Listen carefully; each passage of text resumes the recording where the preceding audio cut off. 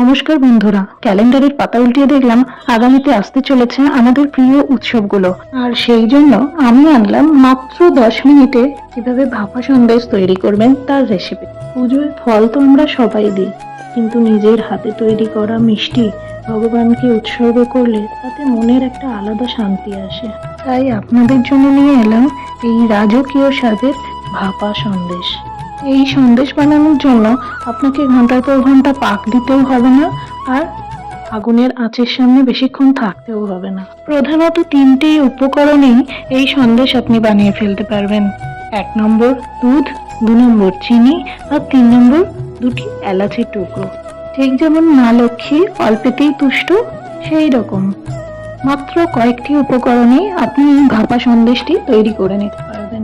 আপনারা এটা তো মানবেন, রান্নায় মশলার চেয়ে বড় উপাদান ভালোবাসা আর ভক্তি।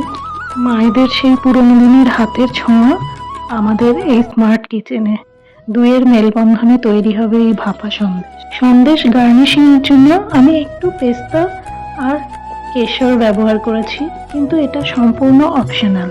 আপনি এগুলো ব্যবহার না করেও সন্দেশটা বানাতে পারেন।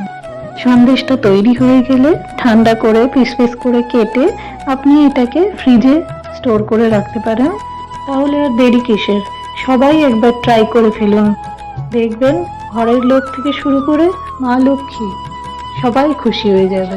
রেসিপিটা কেমন লাগলো অবশ্যই জানাবেন। ভালো লাগলে লাইক, শেয়ার আর চ্যানেলটা সাবস্ক্রাইব করতে ভুলবেন না যেন। কি তাহলে তৈরি হলো তো মাত্র 10 মিনিটে কড়াইয়ে পাক দেওয়ার ঝামেলা ছাড়াই অপূর্ব এক সন্দেশ। সন্দেশের মানে কি জানেন তো? খবর।